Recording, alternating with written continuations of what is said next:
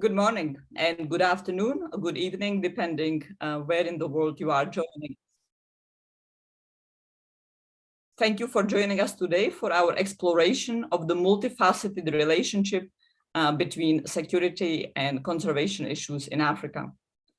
I am Dr. Wanda Volpa-Brown, Senior Fellow at the Brookings Institution, where I direct the initiative of non-state armed actors that also deals with illegal economies such as poaching, wildlife trafficking, illegal logging, and where I co-direct the Africa Security Initiative. On December 13 through 15, the Biden administration is holding the US-Africa's Leaders Summit. Among its many goals are fostering new economic engagement and the green economy in Africa, advancing peace, security, good governance, democracy, and human rights in Africa, strengthening regional and global health security, as well as public safety, promoting food security, and of course, responding to climate change. What is the picture of conservation, biodiversity, poaching, zoonotic diseases, wildlife trafficking, and the impact of climate on all those issues, as well as basic security and human well-being? And how do we improve policy to address those issues are the topics of today's webinar with our most distinguished guests, whom I will introduce as I turn to each of them for their opening remarks. Before I do that, let me briefly set the scene. 3 years ago, the zoonotic disease COVID-19 sent the world into a massive public health and economic shock, wiping out 25 years of anti-poverty efforts, causing millions of deaths, and undermining the security and well-being of many people and many countries. Yet we have only seen meager efforts to address many of the underlying sources of zoonotic diseases. In some cases, such as preserving tropical forests, we have seen significant decline in effectiveness of conservation since then, or more precisely, we have seen the adoption of policies that undermine conservation. Many other sources of zoonotic diseases remain unaddressed. In fact, the economic shocks of COVID intensified bushmeat poaching and income from tourism for local communities, and park rangers collapsed. Patterns of wildlife trafficking have changed. They were changing already prior to COVID, but certainly the issue of international wildlife trafficking and the risks that it poses to biodiversity, to being a source of zoonotic diseases persists. As we are talking today, large parts of Africa, particularly the Horn of Africa, is in the grip of a multi-year drought. In fact, parts of Horn of Africa are really in the state of famine, even though the term has not yet been officially declared. Particularly in Somalia, hundreds of thousands of people are at the risk of dying in the next several weeks, many of them young children. The drought in the Horn is just one aspect of the significant water stress and water loss and scarcity that large parts of the continent face, compounded by climate change, but also compounded often by problematic policies that have long been in place. This is also the case with many other aspects of environmental and human-animal conflict and challenges in Africa, such as overgrazing, that along with other sources of desertification has triggered significant farmers-herders conflict in both the eastern and western parts of the continent. And of course, the issues of hardcore security, terrorism, insurgencies have unfortunately not gone away. Despite 20 years of counterterrorism, counterinsurgency efforts, we still have many sources, many places in deep crisis to large arcs of insecurity, one spanning the Horn of Africa to Mozambique, another one in the West running across Nigeria with its many different sources of insecurity and violence, and then running through the Sahel, Cameroon, Chad, Mali, Sudan, with many different dimensions of ethnic, communal, and jihadist conflict. And all those issues are impacting the ability to preserve conservation, and enhance it and make it more effective, but they are also compounded when conservation and biodiversity, climate, environmental degradation intensify. So I'm absolutely delighted to be able to have a multifaceted conversation with the most distinguished, knowledgeable, and stellar set of speakers today. Let me start with Mr. Andrew Campbell, who is the Chief Executive Officer of the Game Rangers Association of Africa, an organization that was founded in 1970, and that is a nonprofit organization, the oldest, largest, most representative ranger association in Africa. Its mission is to benefit Africa's rangers by providing networks, representation, and ensuring that rangers have the necessary capabilities and support to perform their duties in protecting wildlife and environments in Africa. It has over 1,900 members from more than 26 countries and a part of a larger conservation network. Mr. Campbell, who heads the Africa office, has, in my view, the immense privilege to have been born and raised on a farm in the KwaZulu-Natal Midlands, in the shadows of the iconic Ukalamba Drakensberg Park, something that I wish was my childhood. And more importantly, he has used this fortune of devoting himself to protecting biodiversity and promoting conservation in Africa. Mr. Campbell, I'm absolutely delighted that you have joined us today. And please let me start with you. 3 years since the onset of COVID, where are we in terms of what's happening with poaching, what's happening with international wildlife trafficking? Have we been able to recover from the shocks that COVID imposed on conservancies, on rangers, as tourism and income declined? Thanks, Vanda, and it's a pleasure to be here with all of you today. I just wanted to start off with just explaining a little bit about the role of the ranger in conservation, because sometimes that's misunderstood. So obviously rangers work primarily in law enforcement in protected and conserved areas, but they do a host of other work in those areas to protect and conserve the wildlife and the wild places where they work. So they would be doing wildlife monitoring. They'll be doing general conservation work like lighting and fighting fires when required, controlling alien invasive species, working with communities. Rangers they come from the local communities, they work with the local communities, they're involved in mitigating human wildlife conflicts. So their work is very diverse and very critical. The law enforcement aspect is obviously a big focus in many areas, especially where poaching risks are high. And that's often the area that people focus on. But just to start off the conversation with, some sensitization around the other important work that they do. The other thing to recognize as well is we often think of rangers working on terrestrial environments, but they're also, marine rangers that do incredible work on our oceans and water bodies around Africa. And I think they're vastly underrepresented when we discuss things like poaching. So just to keep those in the back of the mind. If we look at, we often say rangers work at the source of wildlife crime. Essentially many of the wildlife products which are traded internationally are taken from conserved and protected areas, and that's where the rangers are working. And part of their jobs is to manage those areas and to conduct, patrols and to try and reduce, obviously, poaching and illegal wildlife crime.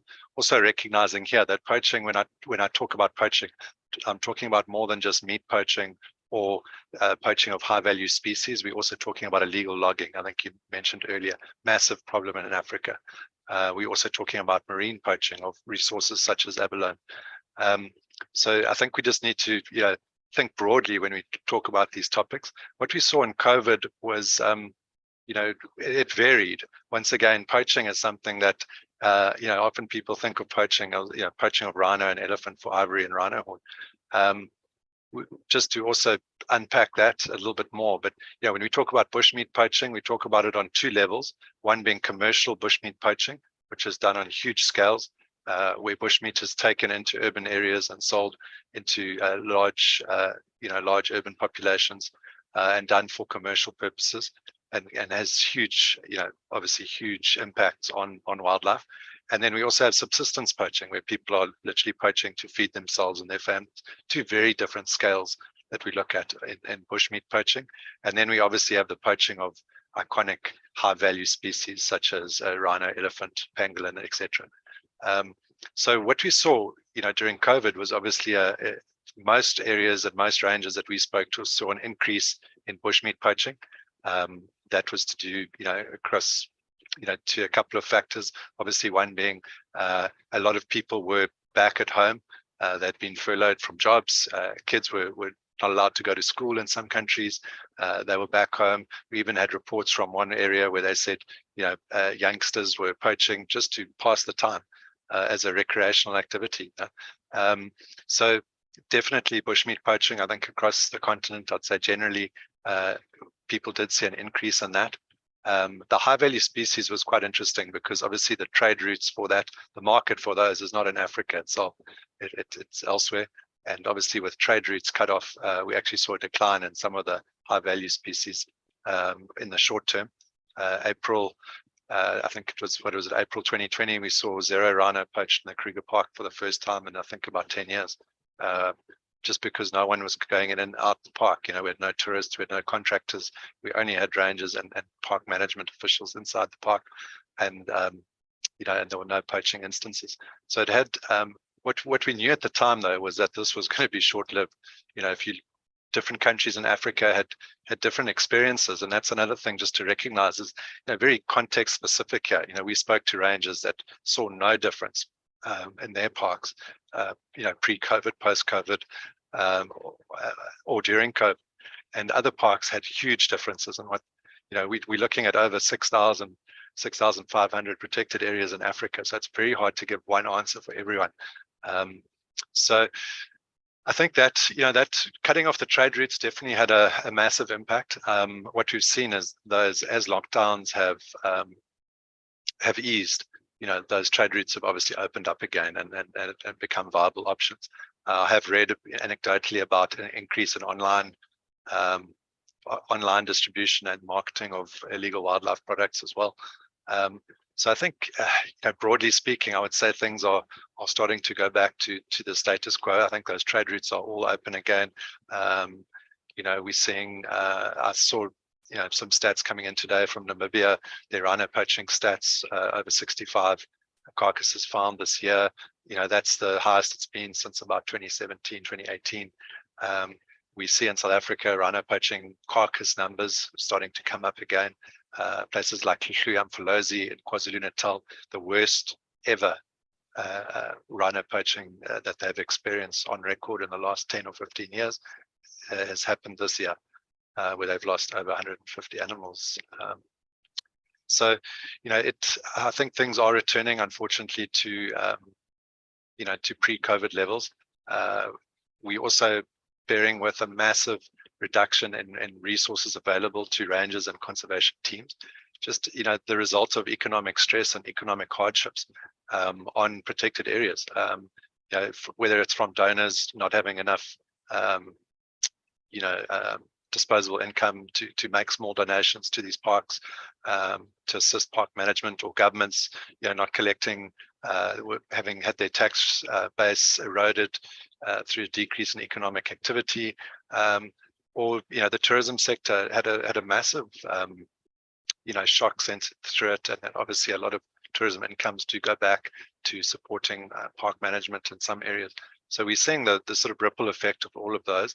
Parks are under extreme pressure, and so are communities. Communities surrounding parks also have experienced massive, economic hardships and stresses. We hear about increased human-wildlife conflicts. Pressures, things like droughts drive that pressure up. So at the moment, if we're talking broadly, I would say we're in a really stressful situation. In conservation, we seem to go from one crisis to the next. We try and see the light at the end of the tunnel, but it is a serious situation, as always. And the odds against which rangers work is extremely high at the best of times.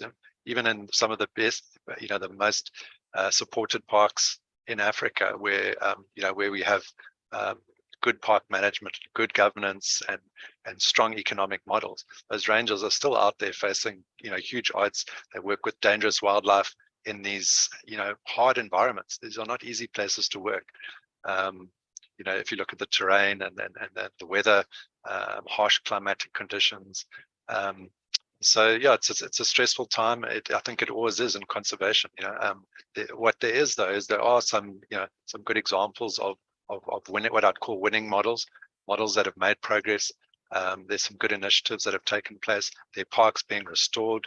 In the West, we talk about rewilding. For me, that concept hasn't really taken on in Africa from a description of rewilding.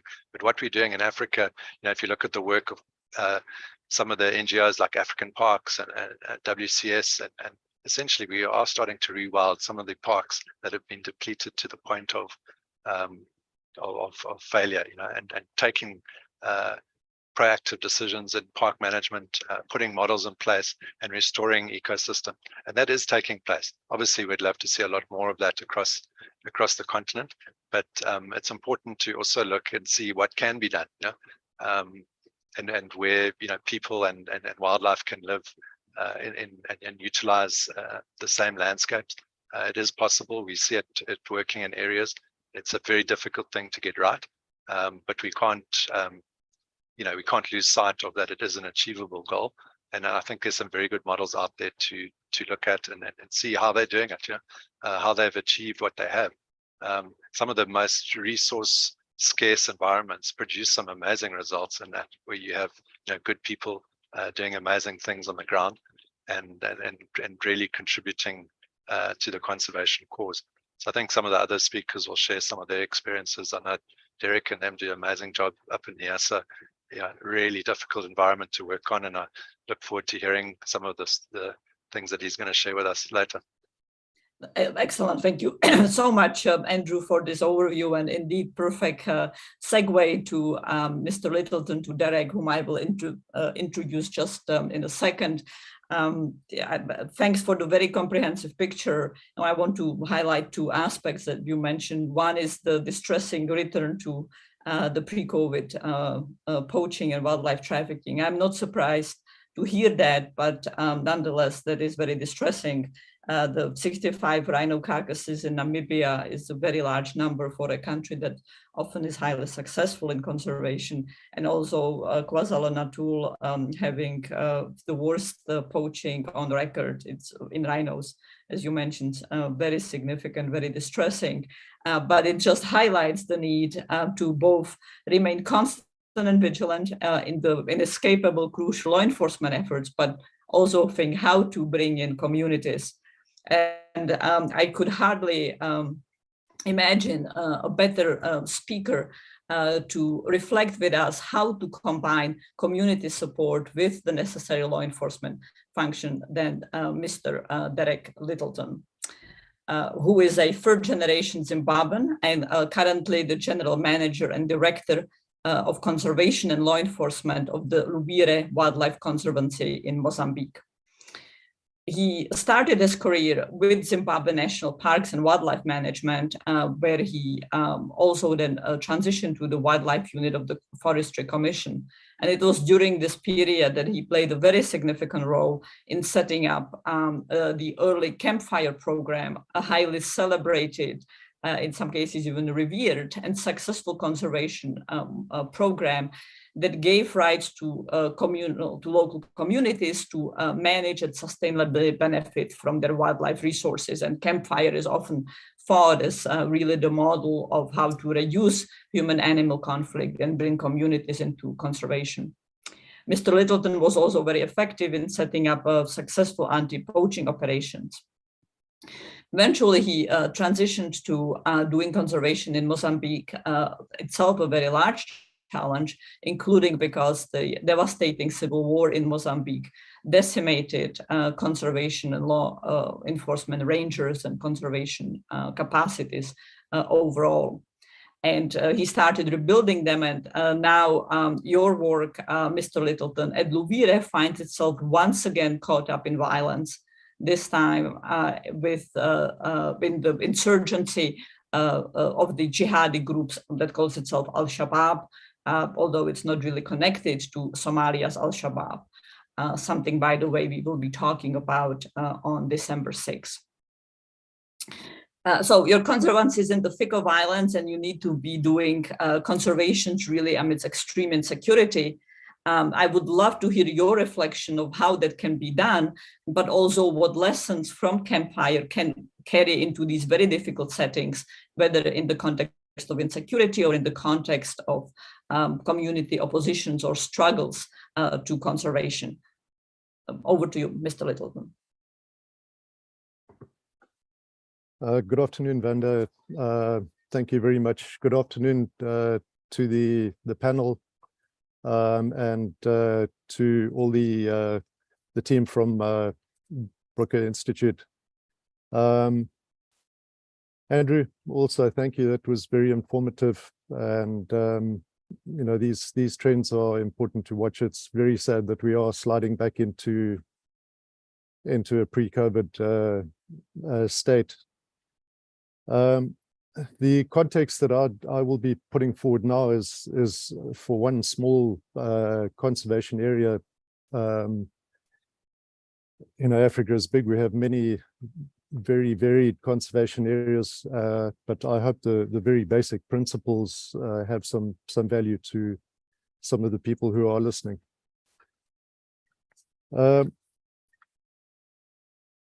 We began our project in Luwiri in Block L7 in the Nyasa Reserve some 22 years ago.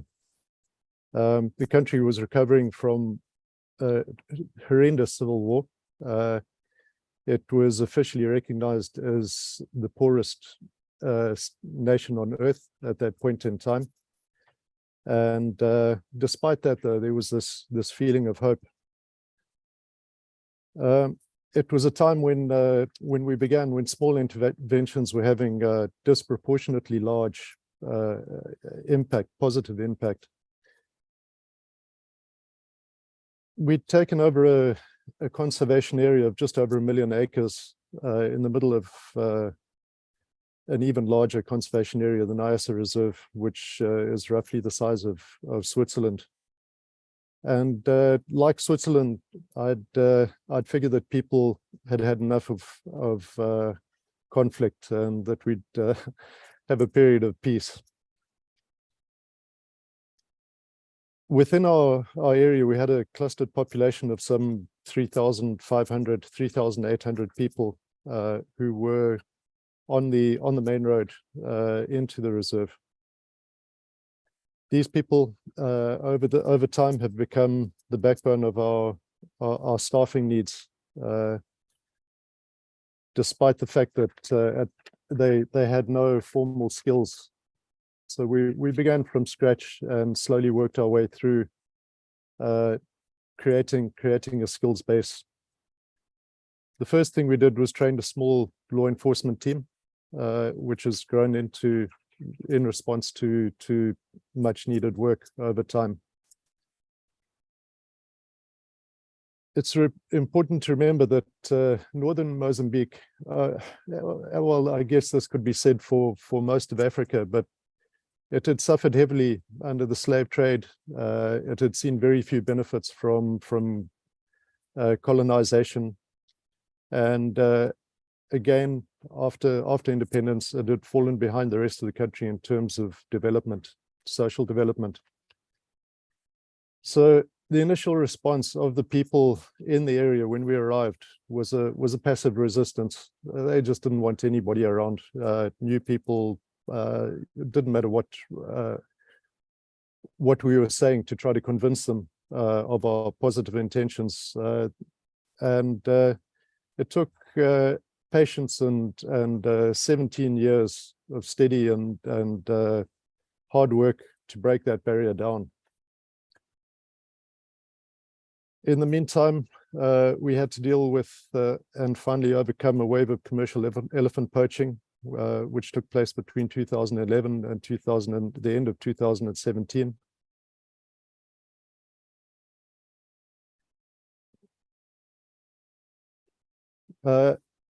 One of the factors that was important during this conflict was that it actually put us in indirect conflict with elements of the community, which was unfortunate with the rest of the work that we were doing. Running along this side was the build-up to our present fundamentalist insurgency. Insurgency might not be exactly the appropriate term for this, as a lot of this is homegrown.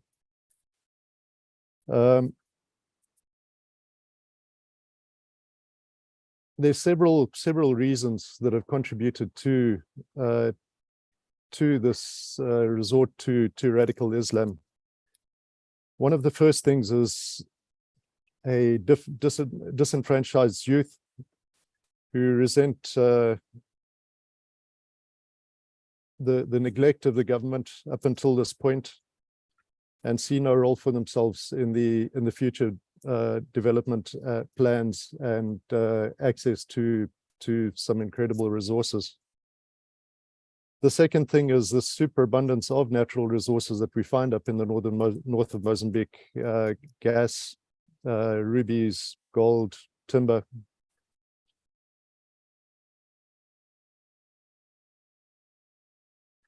These are affected by varying levels of foreign and internal interest and participation.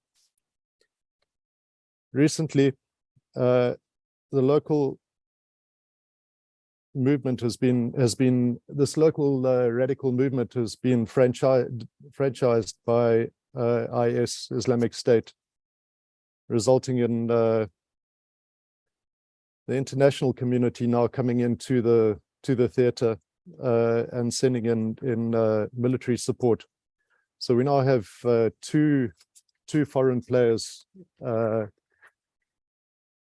fighting each other within northern Mozambique on certain levels. Within this overall context, it's the rural population most at risk, and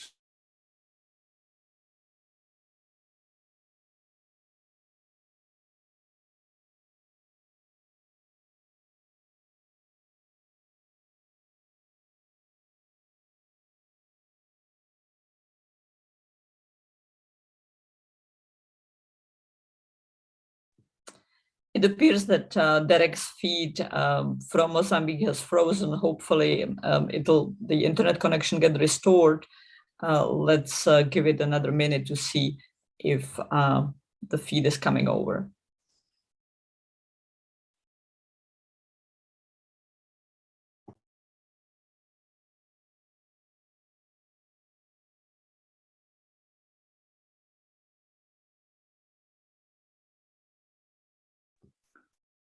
Have we lost Derek altogether?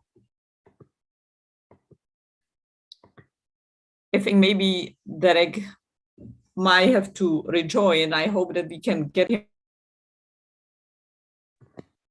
Let me suggest that as we are working to restore Derek's connection, I will now turn to Mr. Namdi Obasi, and then be able to come back to Derek. Hopefully we'll be able to restore the feed.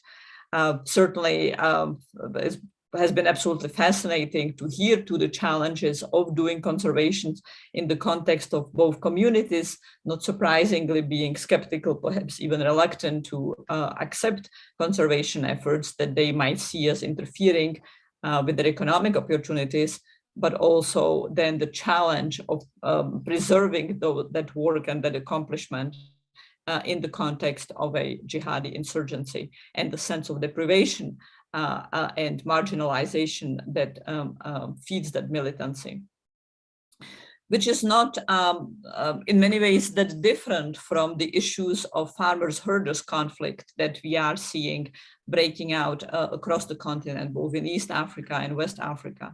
A lot of it is fed by problematic policies, some of which stem from cultural preferences, others which are simply bad policies. And I see that we are getting Derek back online. So let me continue with you, Derek. And Namdi, I will turn to you as soon as Derek finishes. Apologies, everybody. I seem to have had a drop in my connection here. Fully understood, and we are delighted that we have you back. Derek, last we heard was your description of the sense of marginalizations and lack of opportunities fueling the Shabab militancy. Over to you. Thank you very much, Vanda. Let me try and pick up where I was.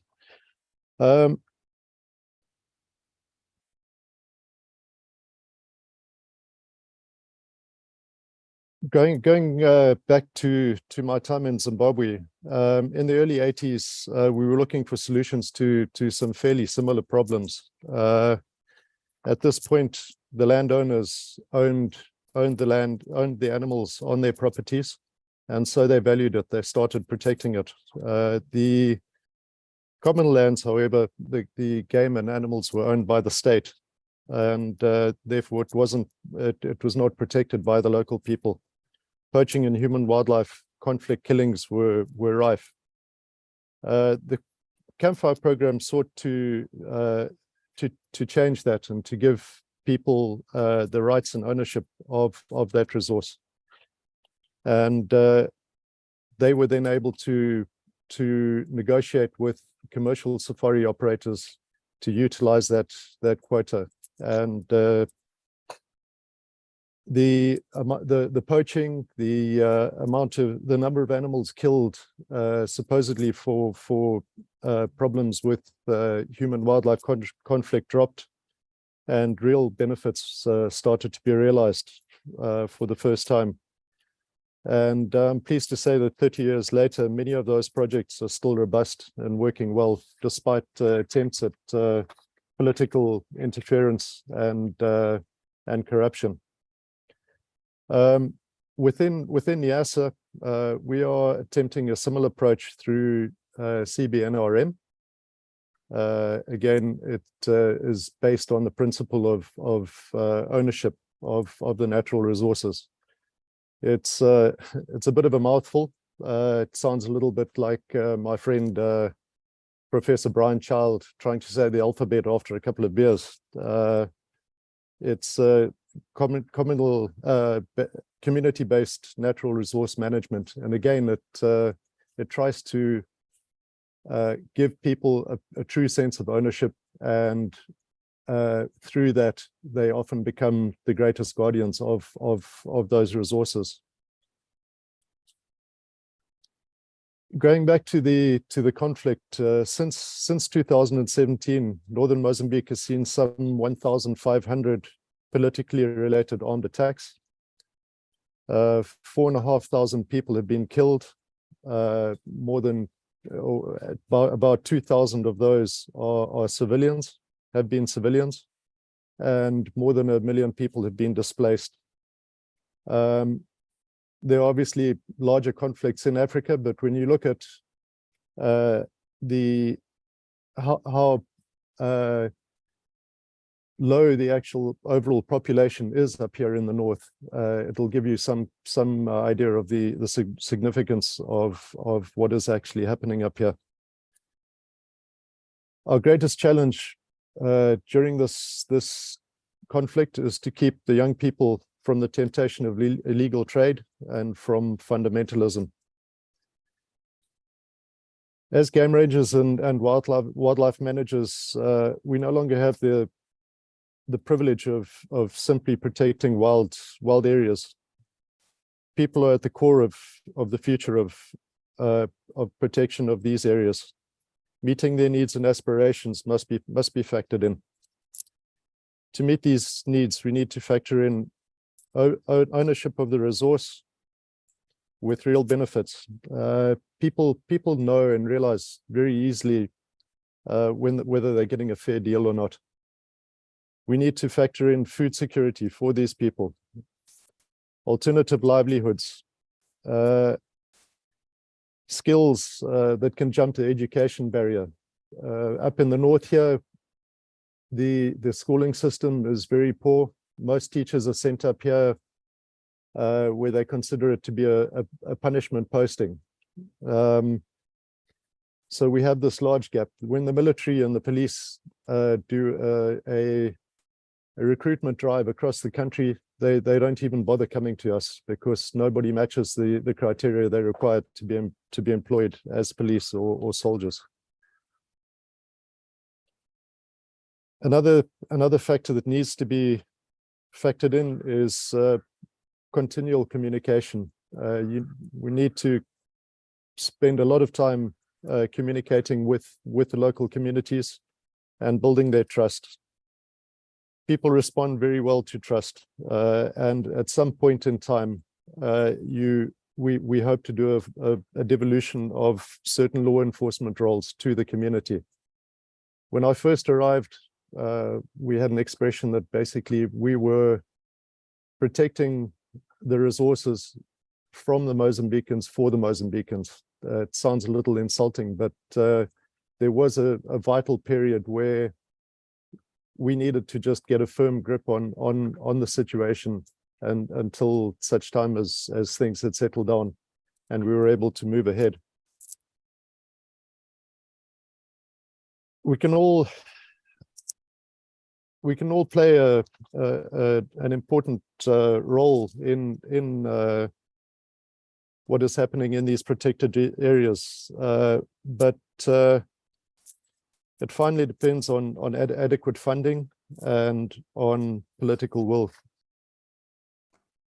I think during the little brief break there, I may have actually skipped. Well, Derek, thank you so much. I think this has been enormously comprehensive, and I'm really struck by not just the challenge of doing conservation in the context of intense insecurity, but also of some of the joint factors that you highlight that drive people both into joining militancy, but also poaching, sense of economic deprivation, marginalization, sense that rules and resources are not dedicated to them. And perhaps some of the answers of how to do better conservation, effective conservation, such as in Luvire and in Campfire that you pioneered, have replicability also for how to reduce the drivers of militancy. I will come back to you as we go to the question and answer period and have a conversation, but let me now transition, mindful of time, to Mr. Nnamdi Obasi and have him reflect on the issue of farmers-herders conflict that is not a new phenomenon in Africa, but it's certainly intensifying in Africa for many reasons, often loss of pastures due to overgrazing, due to climate change. It's intensely taking place also in Nigeria, where it often overlaps with communal, religious, and other conflicts. Mr. Obasi is a senior advisor for the Nigeria program at the International Crisis Group, where his research has covered many dimensions of security development, such as militancy and violence in the Niger Delta, the Boko Haram insurgencies, communal and religious tensions, Biafra separatism, electoral violence, and military reforms.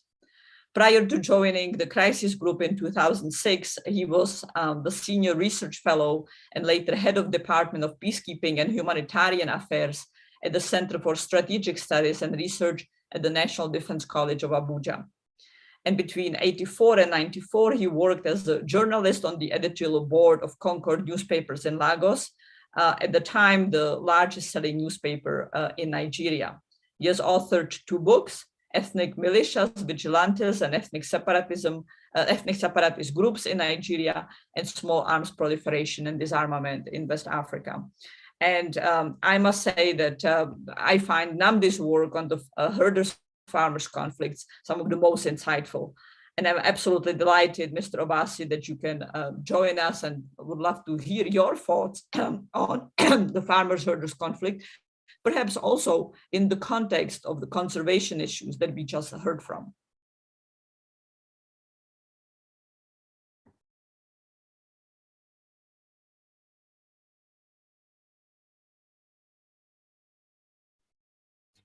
Thank you very much, Vanda, and thank you, Andrew and Derek. Very interesting listening to perspectives on conservation from other parts of Africa.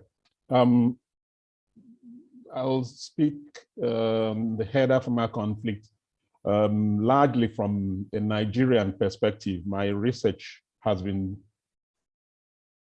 focused on Nigeria, elsewhere in the Sahel, but where I have the in-depth knowledge to offer is on what's happening in Nigeria. I would start by saying that the far north of Nigeria is a semi-arid belt. It's the driest part of Nigeria, so it has, somewhat limited vegetation compared to the southern parts. So already it was a fragile environment. But then over time, the last few decades, the number of factors have added stress to that environment. First of all, climate change. There's still a debate about it, whether it's change or variability here. But there's no doubt that certain factors, the climatic factors, have changed in the far north. First of all, there is less rain than there used to be decades ago. Two, the rain has become very irregular, less predictable than it was before. And that has implications for managing the environment, whether from a farming or from a pastoralist perspective. Then the second stress on the environment also has been population growth, the demographic pressure. In all of Nigeria, the northern parts, the far north, also has the highest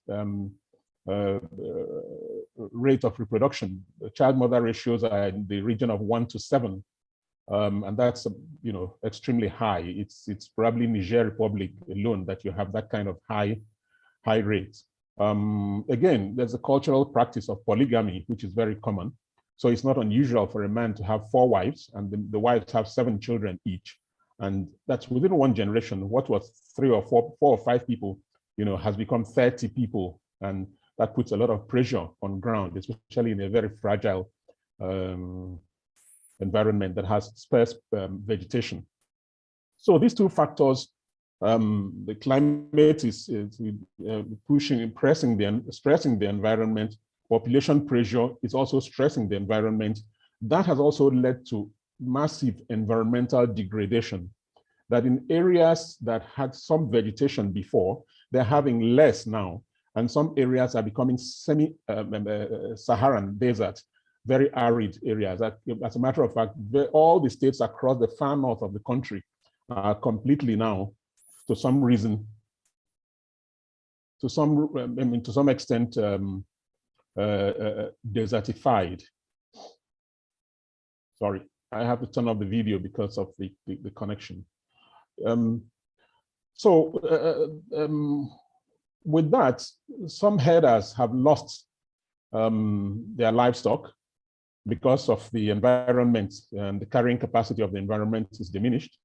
But also adding to that is that the conflict in the northeast of the country, the Boko Haram insurgency, also limited, grazing areas, and lots of herders in the northeast began to move either to the northwest or into the north central zone of the country. Now, some of those who moved into the northwest had already lost all their cattle, and so they had to, some of them turned, criminal, and then began to raid others who had cattle. So suddenly, cattle rustling became, a huge industry, and then it became very, very dislocating to society. I mean, this is a part of the country, the northwest of the country is a part of the country where you have virtually, if you're not a pastoralist, you're an agro-pastoralist, so you have, livestock, you have a farm, or you are a farmer, but also you use livestock sometimes, you use cows to till your ground for your crops. So Animals are very, very important to people living in those places. And then when something happens that deprives people of those animals, then it's certainly a very destabilizing factor. Some of the headers then moving away from that, running from climate change, running from insecurity, move into the central part of the country. Some move to the southern part of the country, and then more problems arise because now you are moving across ethnic and religious fault lines. And questions about culture and communication now become, a lot more difficult. So you're having more friction, there's more disputes, and much of it is turning into violence. And then the nature of the violence also has changed over time. Whereas there used to be small disputes in which people, fought with very basic tools, at most machetes or whatever, then there's been this influx of rifles, automatic rifles, coming in from across the Sahel. Some of them traced to Libya, some traced to the central Sahel. But then there's a lot more guns in circulation. Headers have had to be armed because of rustlers.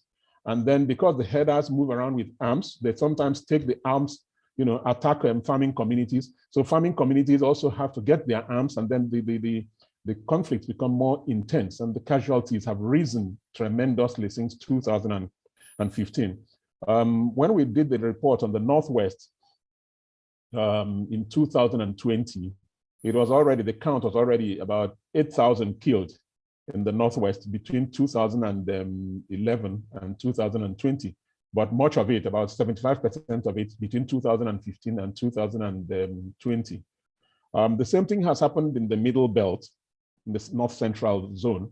The casualties began to rise significantly in 2017 and then massively in 2018.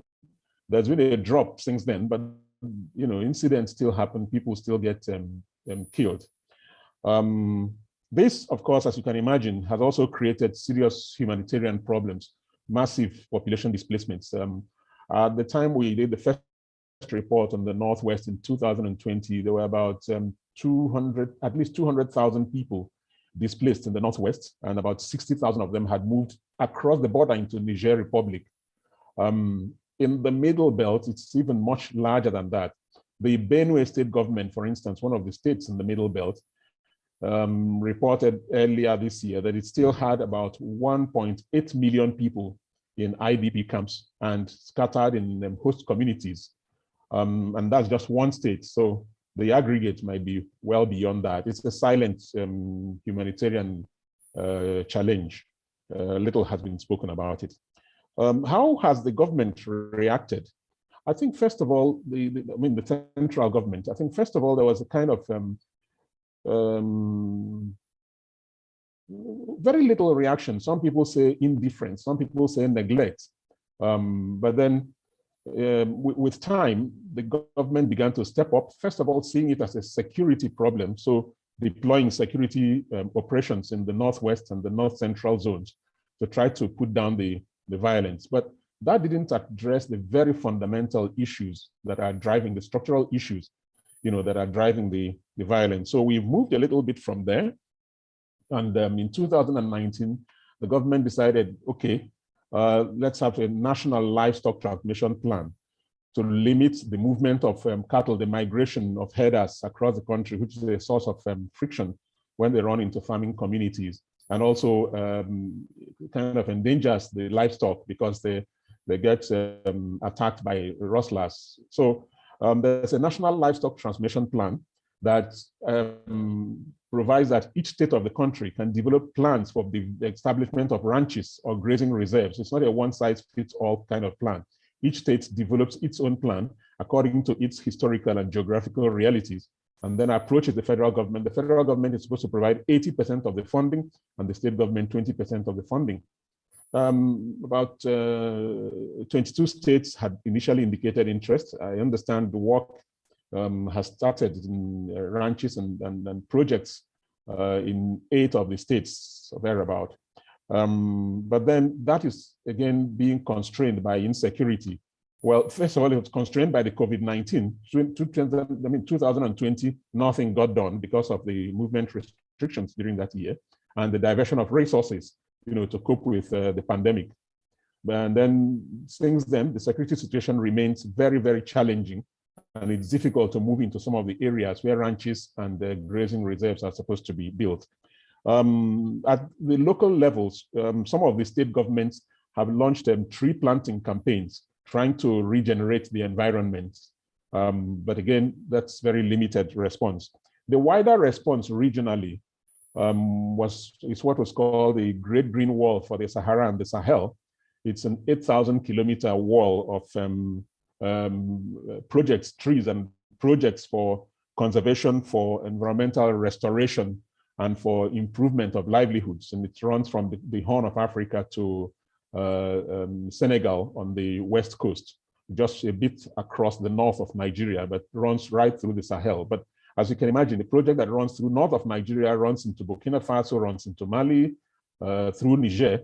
With the security situation in those places, it's really, really challenging moving forward. So we have a vicious cycle in which climate, creates security problems, and security problems hinder efforts, to get to grips with the climate change challenge.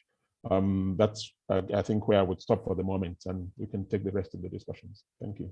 Oh, thank you very much, Mr. Abbasi. Look very much forward to coming to you. Very informative, and certainly both the specific issues of farmers, herders, conflict spreading and intensifying in Africa, and something that's not going to go away, but it also impacts conservation and other communities. There deserves much more attention that it has received in policy, and the broader issue you raised of the intensifying vicious circle of insecurity and environmental degradation, something that needs to urgently become some of our primary focus. Underlying both dimensions, of course, is the issue of water scarcity, something that Africa has suffered in various parts of Africa have suffered for a long time, but that are again becoming even more pronounced. I started the webinar by reminding us of the famine going on in several parts of Horn of Africa, in Somalia. I would highlight here, in connection with what we just heard, that 3/4 of the cattle in Somalia have died as we are in the grip of the intense drought and famine insecurity that is heading into famine. Let me repeat that 3/4 of all cattle in Somalia has been lost in the past several months.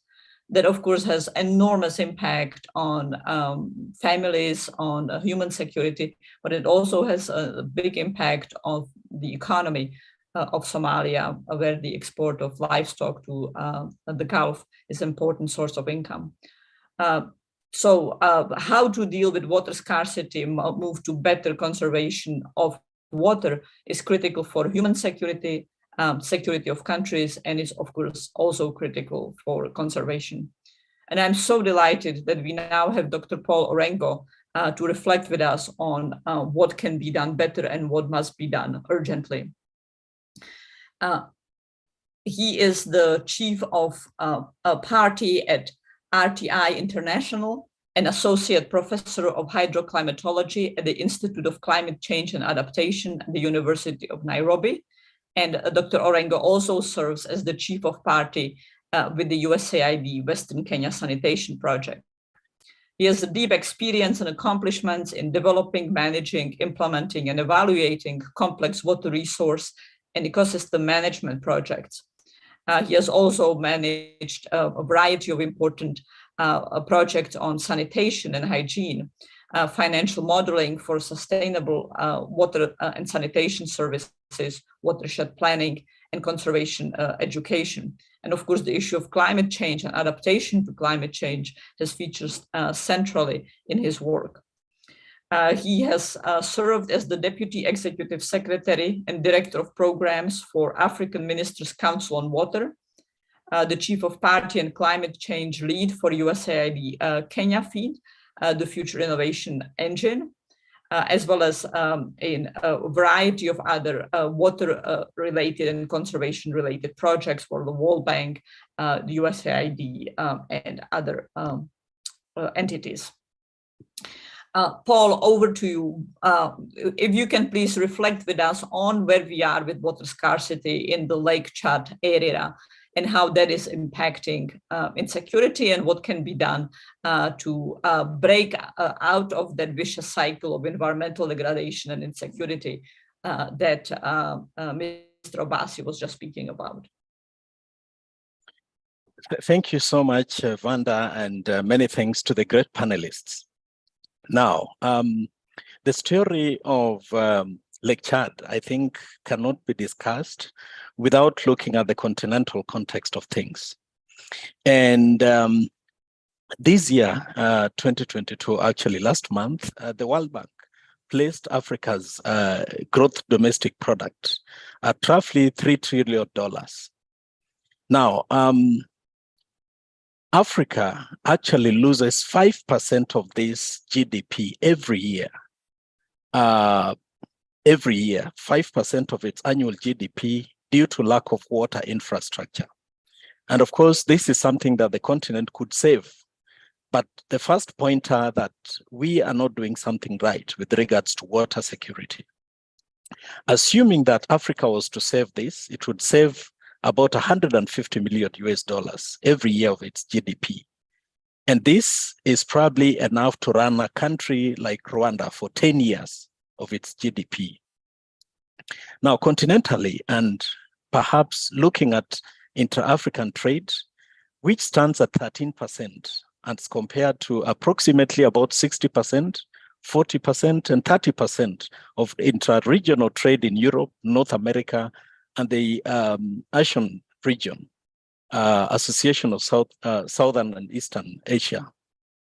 Now, this points to the fact that intercontinental trade in Africa, which is mostly around agricultural produce, is not only low, but also has the great potential to improve if only we could address water security, perhaps beginning with improved water infrastructure.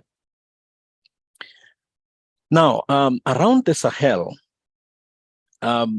we have been informed about the generality of conservation, environmental management, and of course the security issues. But the countries around the Sahel, Niger, Nigeria, Chad, and a few others are countries that are generally underdeveloped. But the Sahel is again a region that is witnessing an annual population growth of about 2.8%.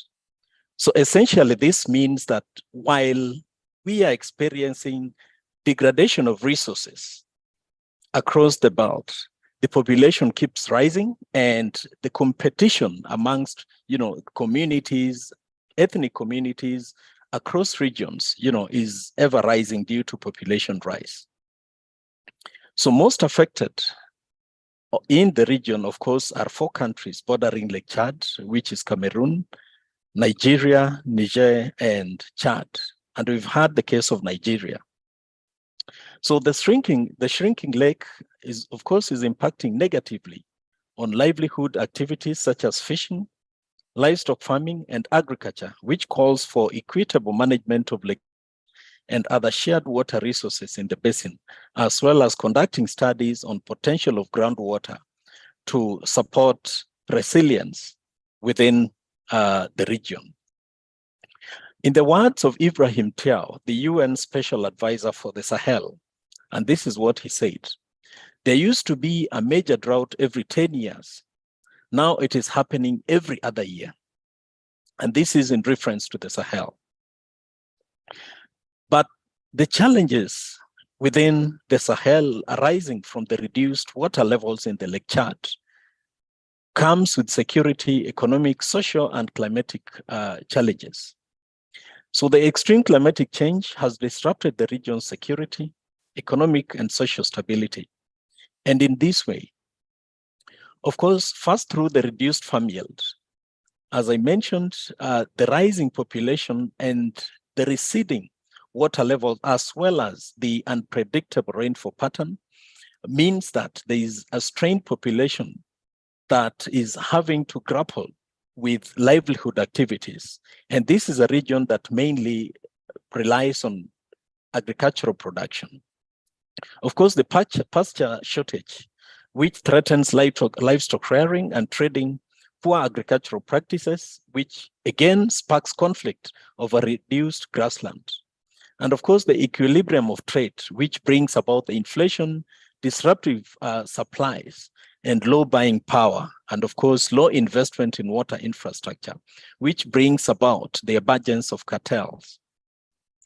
The erratic water availability is also bringing about lack of sustainable market-based water infrastructure and indiscriminate use of groundwater resources and its aquifers. Of course, pollution of both surface and groundwater, because if groundwater and surface water, especially those that are of transboundary nature, are not co-managed in an agreed manner within a specific framework, then it comes about with a set of challenges. Of course, the other challenge is the adherence to developmental water-related regulations, policies, and laws. I acknowledge the existence of RECs, regional economic communities, especially ECOWAS and SEDARE, but also the Lake Basin Commission, the Lake Chad Basin Commission, which struggles to address this. But again, the different data sets, data protocols, and policy frameworks in the member states prevents specific, concise development of a framework that helps in co-management of this. But again, there is an opportunity to be able to frame these challenges together, bring back the principle of collective action, and manage the resources around Lake Chad by specifically the countries that are around Lake Chad. I would call the basin countries, the basin states. So there is a need to do more, especially to secure water-based infrastructure in the region. First, by protecting the water resources or the water sources that are there, especially the groundwater that still promises productive aquifers. There is also the need to bring about climate-responsive regionalized policies and agreements that every member state subscribes to, and especially that takes into account the varying data management protocols. And the involvement of state and non-state actors. These are some of the approaches and opportunities that exist for the countries, especially the member countries across the Sahel and specific to Lake Chad. Now, as the African leaders head to the US for the US Africa Leadership Summit, I think there's also a huge opportunity to elevate hydrodiplomacy and place water issues at the center of conservation and the conversation around trade, peace and stability, and of course, economic development, both individually as countries, but also collectively as a continent. And some of the issues that African leaders could put to the table, and especially leveraging on the US competence, experience, and collaborations, is to collaborate with American institutions and platforms to remodel continental platforms and frameworks to better respond to water security challenges. And of course, specifically, and by extension, climate change, including capacity strengthening. We also do have the Africa Water Vision, which guides continental water sector development.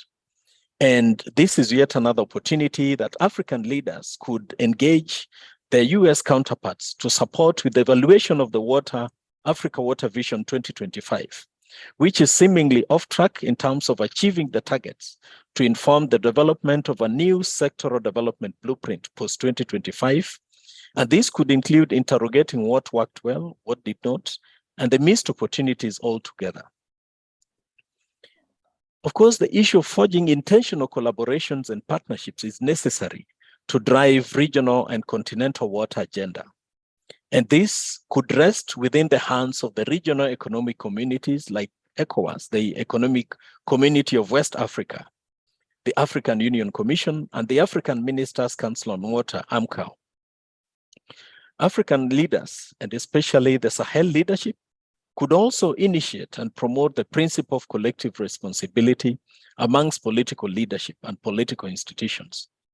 And this, of course, needs to give credence to the hydrodiplomacy efforts championed by various continental institutions and to provide leverage to existing transboundary co-management institutions. For instance, the Lake Chad Basin Commission provides for specific co-management principles that not every member state subscribes to. And so the principle of collective responsibility is one of those opportunities that could be leveraged. Most importantly, the development of regional and continental water infrastructure financing frameworks and models, which includes viable public-private partnerships for a water-secure continent, is needed. And of course, to complement initiatives around food security, intracontinental trade, and economic growth. Within Africa, we are aware that intracontinental trade is only 13%, and that 13% is mainly around agricultural produce. So with reduced production, food production around the Sahel as a result of climate change, the impact of climate change, the receding water levels of Lake Chad means that intracontinental trade can only go down. Thank you, Paul. Yeah.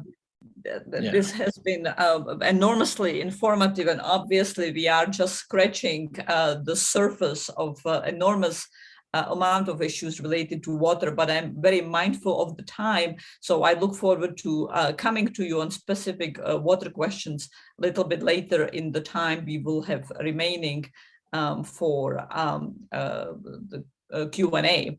But let me now turn to Ms. Catherine Semser and ask her to reflect, based on what we have heard from all the panelists, of how those issues of water scarcity, communal conflicts such as among farmers and herders, loss of habitat, poaching, wildlife trafficking, pose opportunities for the Biden administration to highlight and develop new programs and opportunities coming out of the US-Africa Leaders Summit.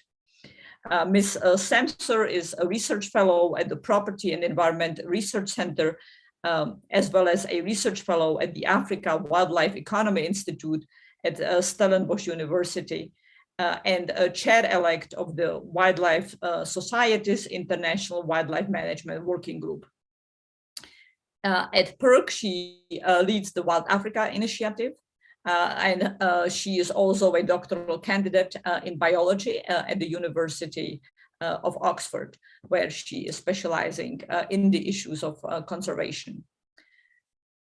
She's also serving as she also sits on the advisory board of the Game Rangers Association in Africa and is a member of the Sustainable Use and Livelihoods Working Group of the International Union for Conservation and Nature. Catherine, what should be done with what priorities and what opportunities does the summit pose for the Biden's administration efforts to support conservation, green economy, food security in Africa? Well, thank you, Vanja, and thank you to all of the panelists. Listening to you all, I'm left with some of the following thoughts. For most of conservation's history, the dominant context that the mainstream has provided it is that the purpose of conservation is to protect aesthetics and to provide recreation. And these are, of course, valid reasons to protect nature. We see this dominant mindset in the reliance of African conservation on tourism, primarily from the global north. Now, the COVID-19 pandemic, as Andrew discussed, revealed the fragility of that reliance and that mindset in facilitating conservation. And the lived experiences discussed and described by all of the panelists make it very clear that conservation has a much wider context and a much greater importance than just protecting aesthetics and providing for outdoor recreation. Now, this understanding of the wider context and the wider importance of conservation has been present in successive national security strategy and other documents issued by the US government. But we have yet to see this understanding really become mainstreamed within our political dialogue. Most of our policies and most of our practices as the United States are still very much geared towards this idea of conservation being primarily to facilitate recreation and to protect aesthetics. The summit that's coming up, I think, presents an opportunity for the Biden administration to really highlight the clear and distinct and hard linkages between conservation, livelihoods, and human security, and to begin reflecting with our African partners on how our policies might either enable or discourage the attainment of shared security interests. For example, how we implement the Endangered Species Act can be very important in determining the extent to which African nations can raise the revenue that they need to field game rangers. This is something that's actually very much in focus right now with a proposal issued by the U.S. Fish and Wildlife Service regarding elephants.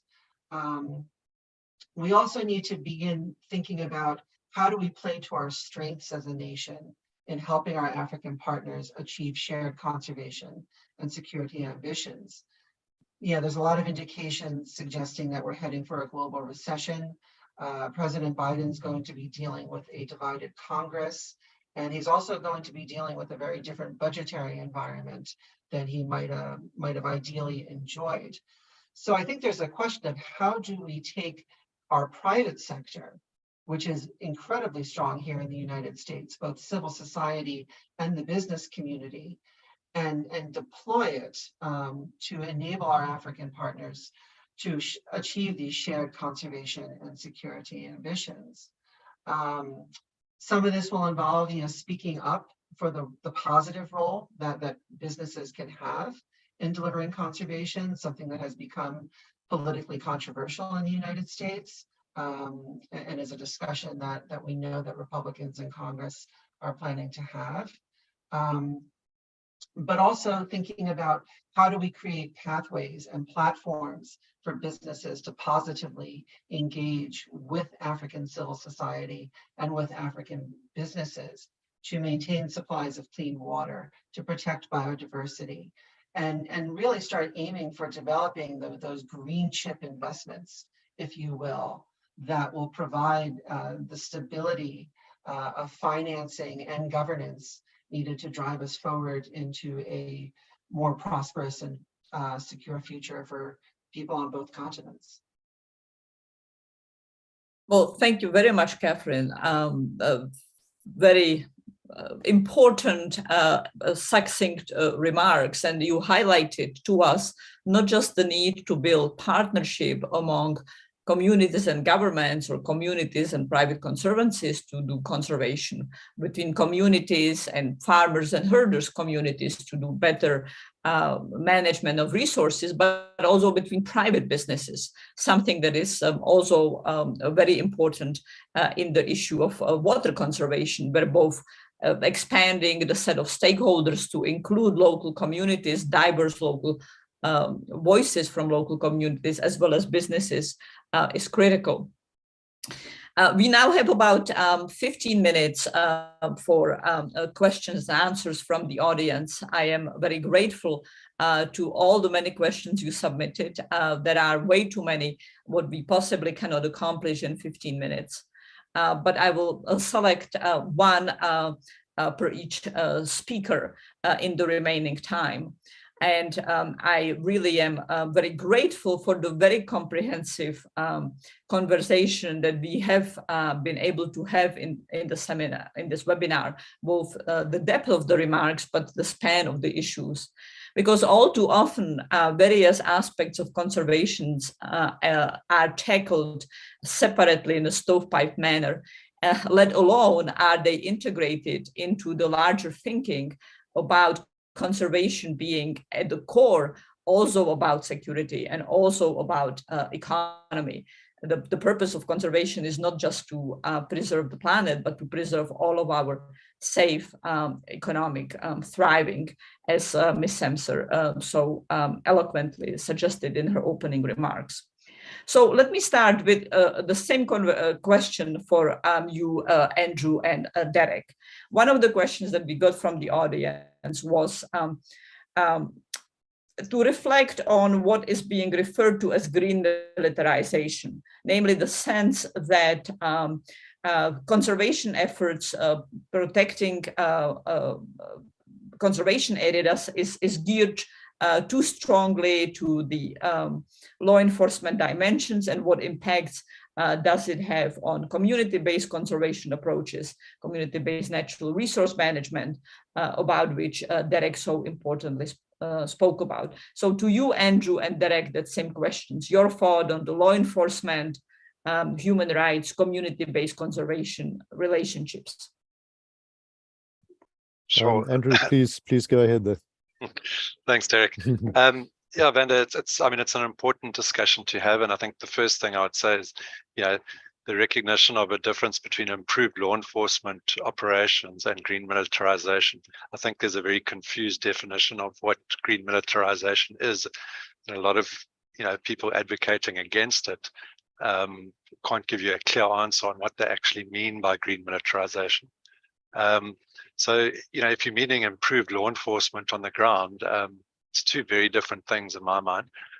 First of all, rangers, as I said earlier, rangers come from these communities. Rangers don't work in opposition to communities. They are community members themselves.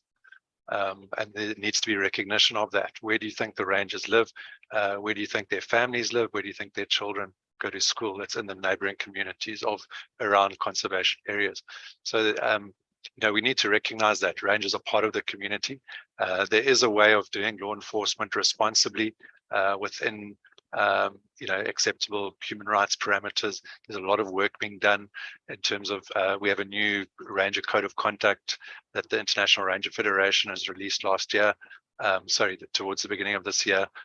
There's a lot of work being done, in terms of training rangers, how to react responsibly and during law enforcement, just as you would have with police officers or anyone involved in law enforcement, must do so responsibly and with respect for local communities. That's very much part of the job, and I don't think we can move away from a model where there's no law enforcement. We need to do it responsibly. We need to do it with communities, and I'd like to hear Derek's take on it. We have community members that carry out law enforcement activities voluntarily in some parks, where they're protecting their own resources. We need to understand that the resources belong to the local people, so they also have a role to play in law enforcement in conservation areas. Thank you, Andrew. I think you've answered that really succinctly. As you have said, there is in many instances there's a transition from straightforward law enforcement to handing a lot of those responsibilities over to communities, because they are protecting their own resources, and that obviously is the first prize.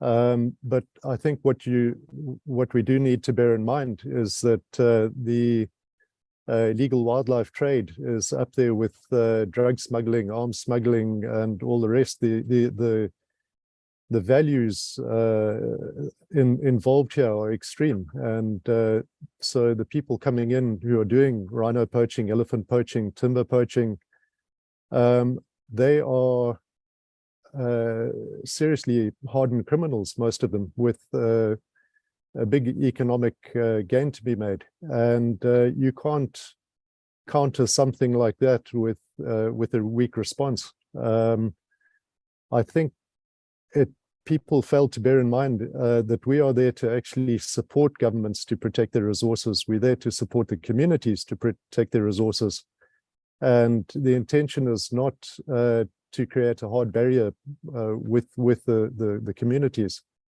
It's to actually reinforce their ability to look after what is rightfully theirs. Thanks.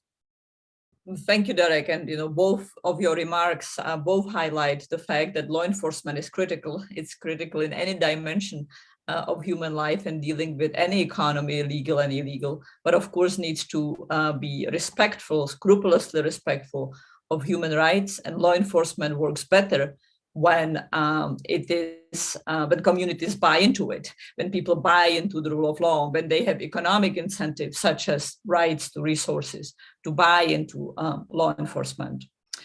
Yes. Paulo, let me go to you now. One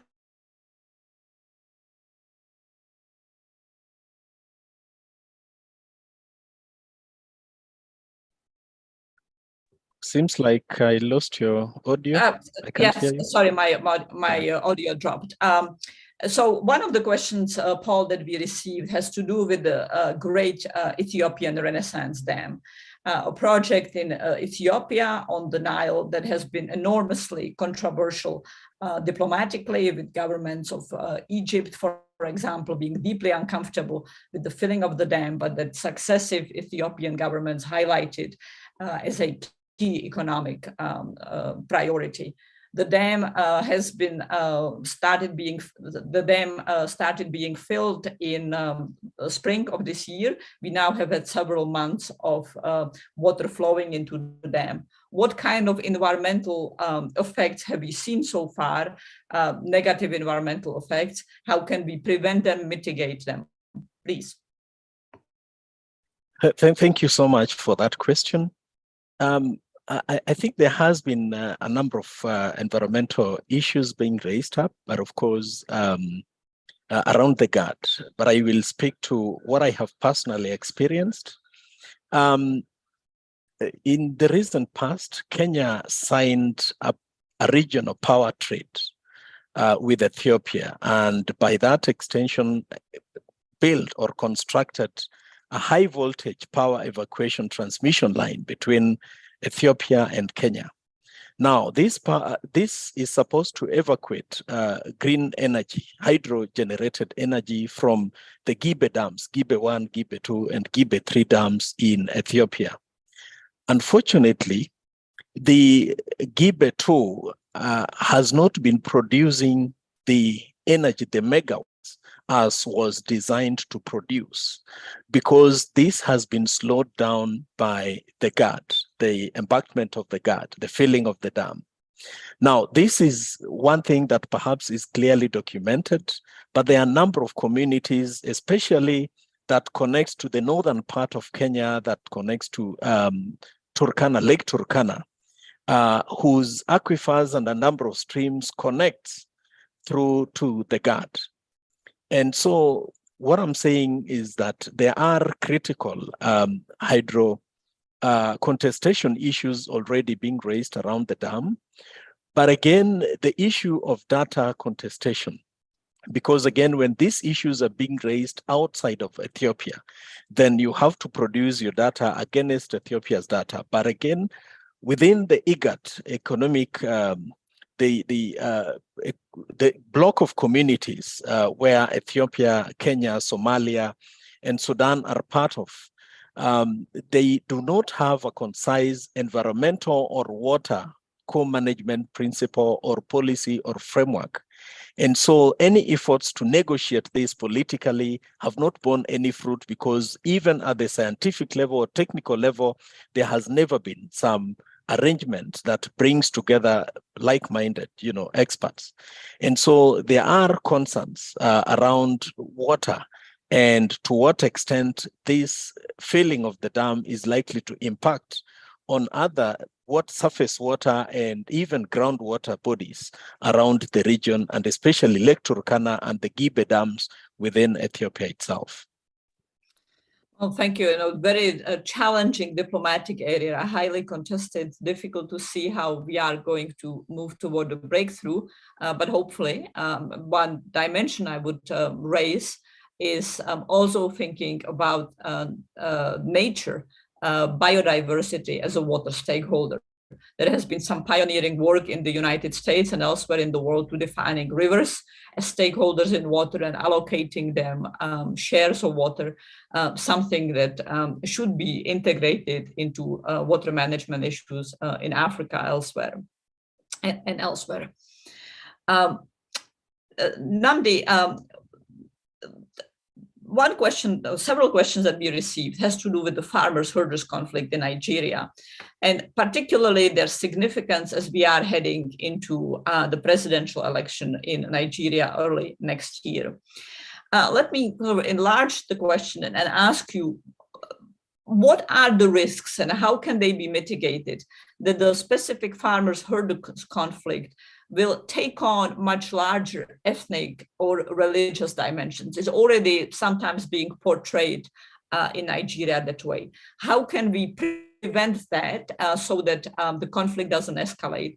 And how can we make sure that the presidential debates in Nigeria are productive in thinking about policies, how to mitigate the conflict and not inflame it into larger hostilities?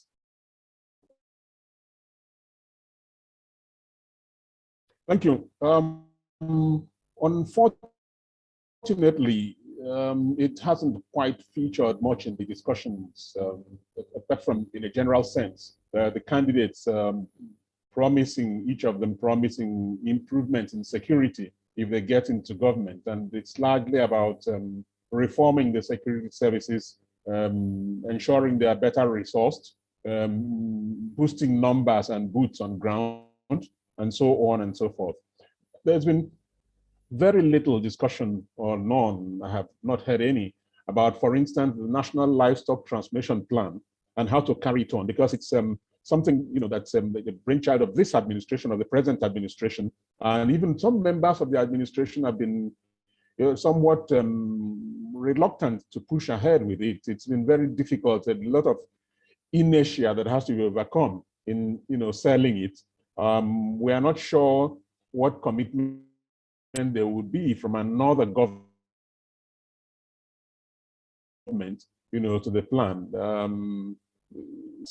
Associations have a table of demands, and they're putting before the presidential candidates and saying, we will have to see how you key into our demands and our needs, before we decide whether to vote for you or not. So that's about the only direction from which this issue of livestock reform is being raised. There's been also very little discussion about environment and climate change and so on, apart from very general discussions. But we don't have any great ideas, any new ideas coming up about how any of the candidates might face the climate change issue or the environmental issue. One of the candidates actually said, to the words to the effect that, and this is also a perception that is shared by many here, that climate change is a Western concern.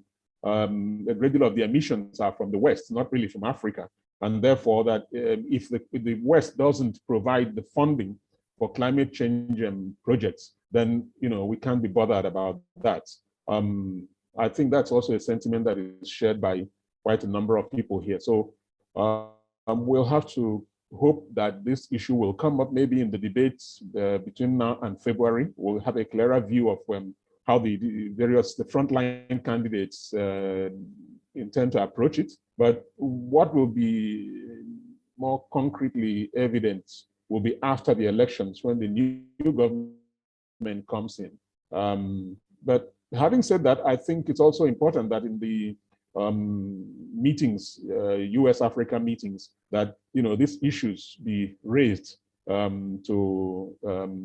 concerns on both sides be raised, both from the African side about the need for support for climate change programs, for conservation programs as well, but also about the need for commitment to those programs, at this end, to ensure that the funding isn't misused and it's applied to good effect. And then specifically, I think that Nigeria needs a lot of support, both in terms of getting a grip on the security challenge, which is hindering conservation and climate change programs, but also a lot of technical support for things like the National Livestock Transmission Plan. We don't have a ranching tradition here. There's very limited capacity in government agriculture ministries. So they could gain a lot from exchanges with countries that have a lot more advanced livestock systems. Thank you. Well, thanks, and certainly it's an issue. Farmers-herders conflict is an issue that's hardly specific to Nigeria. We are seeing it come up and explode across the continent. So something that the Biden administration should very much pay attention to. Catherine, last question to you. Following Nnamdi's remarks, we have been talking today on the heels of the CITES Conference of Parties and on the heels of the Climate Conference of Parties. How can African nations, ask one of our listeners, incentivize the West, the United States and Europe, but also incentivize China to support financial resources for conservation, for addressing water issues, for addressing climate and helping to build resilience and adaptations to climate. Should it be solely through damages, as many African countries have been asking for? What are the other financial mechanisms and incentives that can be built to provide those mechanisms? Well, thank you. I think one incentive that African nations can provide the rest of the world, and I think it's a very important incentive, is increasing the strength of tenure rights and property rights. Because when we start talking about things like damage payments, it's important to know who are you paying. And it's equally important to make sure that that money gets to the people who are actually suffering the losses that are being wrought by climate change or ecological degradation. Not every African country has the same level of strength for tenure rights as their neighbors might. And so increasing the strength of tenure rights, I think, is going to be a critical incentive to get capital flowing. It's also going to be critical to attracting more foreign direct investment. Well, thank you. And that's actually a theme that runs across the different issues that we explored. We know a lot of water management, in addition to including a wide set of stakeholders, also very much depends on water rights and clarity about water rights. We know that good conservation, community-based conservation, is based on expanding rights to resources to communities. For law enforcement, clarity of rights and responsibilities is equally important, including in the field of countering wildlife trafficking.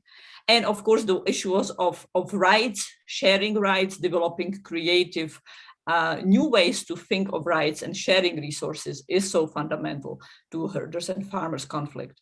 I am enormously grateful to our absolutely terrific panelists and their great remarks and insights today. We just scratched the surface of very many issues, and I look forward to having much more in-depth conversation with you on those specific issues. But I want to thank Ms. Samser, Mr. Obasi, Mr. Orengo, Mr. Littleton, and Mr. Campbell for your terrific remarks. I want to thank our audience. The recording of our conversation today will be posted within a few hours on the Brookings website. You can go back to reviewing it. And I look forward to having you join us next week when on December 6th in the morning, we are going to be exploring the dramatic security developments in the Horn of Africa, the breakthrough, the ceasefire and peace deal in the Tigray-Ethiopia war, and developments in Somalia, as well as other issues in the Horn. And for those of you interested, we're also doing a seminar on Monday, December 5th, on non-state armed actors in the Middle East. So thank you all, and I look forward to sharing, having a conversations with you next time.